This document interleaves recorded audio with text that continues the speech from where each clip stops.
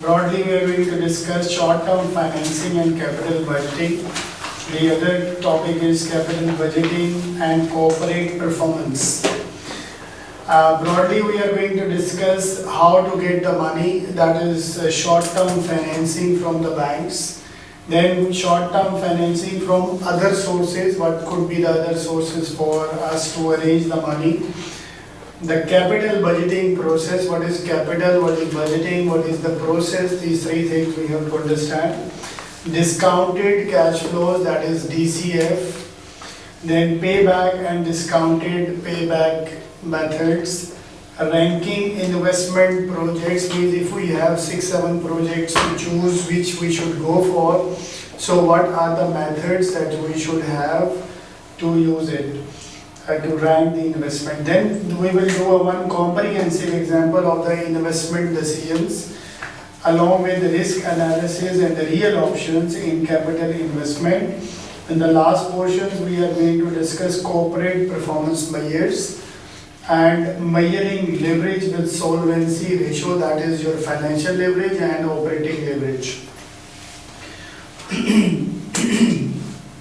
Before I start, I will just give you a picture that what we are going to discuss today.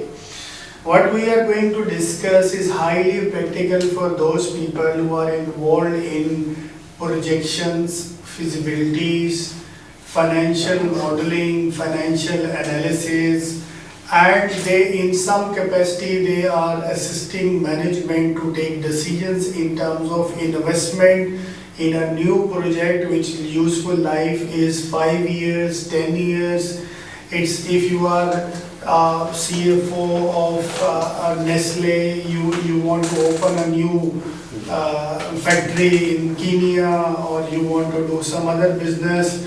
Before that, what calculations, what figures, what amounts you have to keep in mind, what are the methods that you should have in your minds. Then this is the broader perspective of what we are going to do. For any business, we need finances. There are two types of major finances. One is the equity financing. If we sell the share capital, we get the money. The other is debt financing. Debt financing is you take the loans from the company, you buy goods on credit. This is your creditors' liabilities.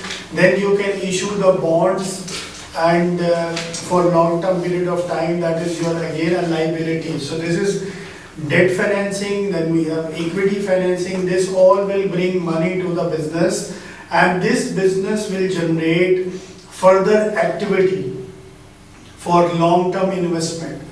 And this investment should have a capital budgeting. What is capital? Is accounting term which means long term. That is used for fixed asset. Any asset which useful life is more than 1 year. It may be 5 years, 10 years, 25 years. This is depend upon the situation. Then budgeting is a plan, is a forecast which is based surely on certain assumptions based on your last year financials, last 5 year financials. In 2007, your sale is 1 billion. In 2008, 2 billion. In 2009, 1 billion. 2010, you are somewhere 1.5 billion. So what would be the sale in 2011, 12, 13, 14, 15? This is your forecasting. This is called the plan, profit plan, or the planning for the future comes in the spectrum of budgeting. So capital budgeting is a future plan for a capital investment, for a long-term project, for a long-term investment asset, which may be a plant, it may be a full-fledged project having using all factor of production. For that, what is the procedure? We have certain project, which project we should use, we should choose, and what should be the scientific calculations for that. This is what we are going to discuss. Then for any capital budgeting process, we have to use the concept of time value of money. Money today will $1 will be not $1 after 1 year, because money loses its value over the period of time. Suppose in 1970s, $1,000 is more than enough for the upbringing of the kids, buying a house, and for all day-to-day livings. But today, $1,000 is nothing. It's not sufficient for a single person cost of living. So means money loses its value with the passage of time. So if someone comes to us and he says that this is the project, 25 years, after that you will get this much money. So naturally, as we have a time value of money concept in our mind, the first question will come that what would be the present value of this future cash flow that we will get in 25 years after. What is the present value of today? So we can decide that this project should we go or should we not go for it. For that we use the concept of time value of money. We calculate the net present value.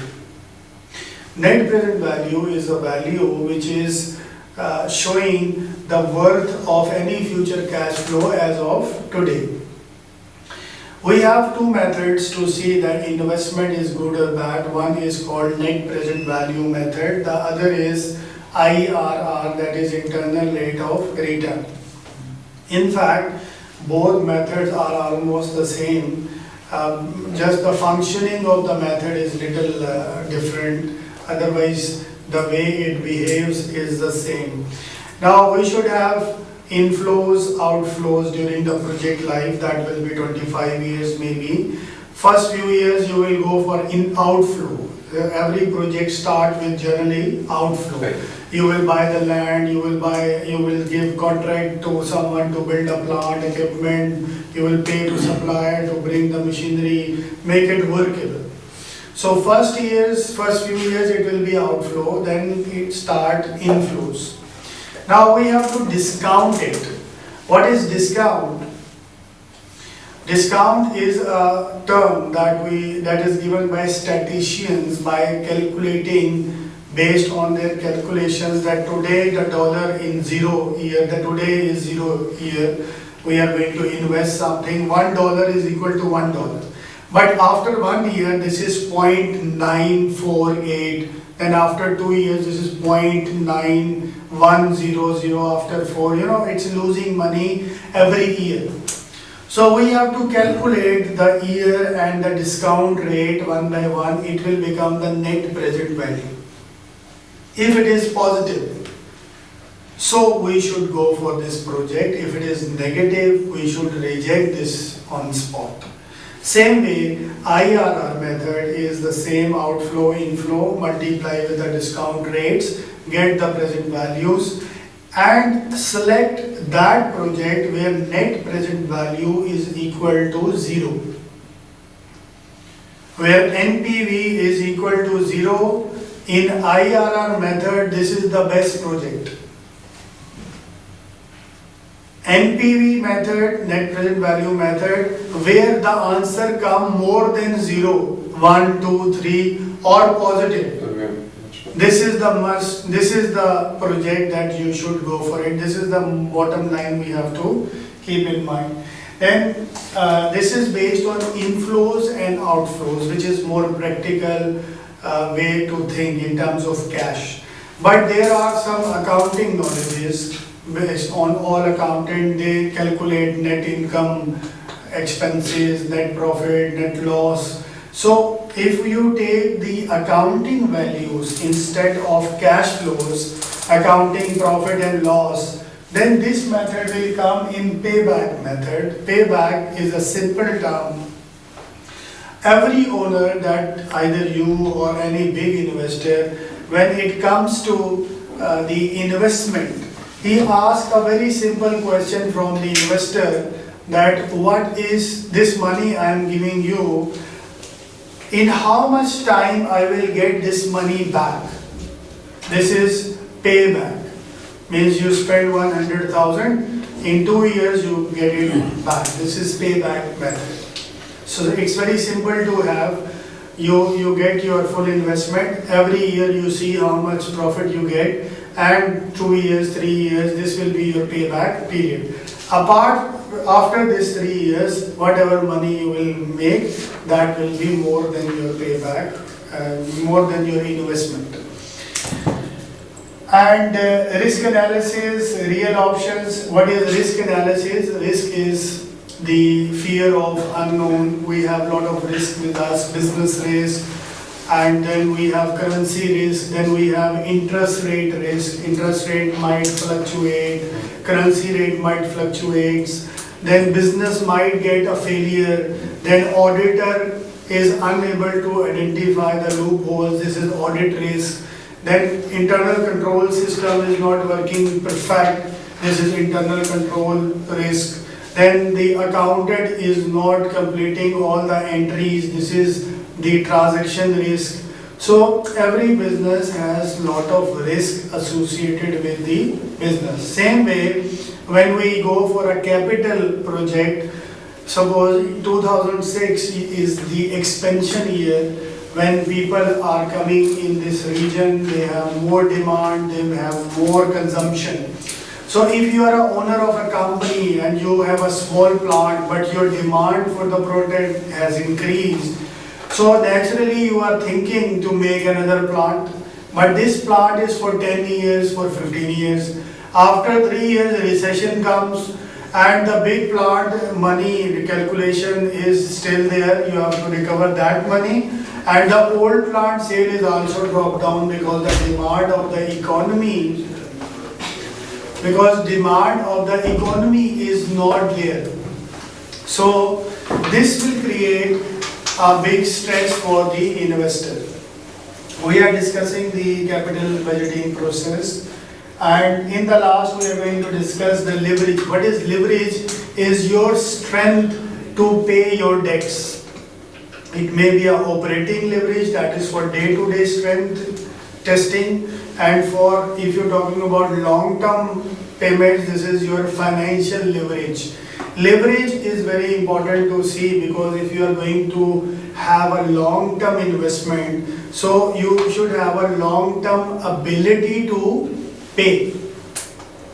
So both things go side by side, that your financial leverage is higher, so you should be capable enough to pay your debts. This is the scope of our discussion. Now I will start one by one. First of all, we should see the short-term financings. If you go to the bank, there are some spontaneous sources of the financing. For example, if I go to my supplier and I purchase few things from him and he give me 30 days credit, so it's a spontaneous source of finance. I did nothing, I didn't give my last 3-year financials, I don't have limit, I don't have any worries. This is I get on the spot. This is a spontaneous source of financing. Then we can go to a commercial bank. They can give us different products. They can give us running finance, overdraft facility for day-to-day operation. If we don't have money, we can take it from overdraft. Whenever we get the receipt, we settle it and we pay the interest. This is one facility. Then we can take short-term loans. Then we can take TR, LC, any other kind of trade finance products. We can take performance bond guarantees, this discounting, LC discounting, check discounting, any kind of facility that you are looking for, it's suitable to your business, you can get it from the banks. So, suppose now we will discuss that we go to our creditor and he gives us some money, some goods he gives us for 30 days credit. But he gives us this condition that if you will pay in 10 days, you can take 2% discount, otherwise you have to pay in 30 days. So this seems lucrative for us. If we will pay quickly, we can save 2%, for example, in 10 days.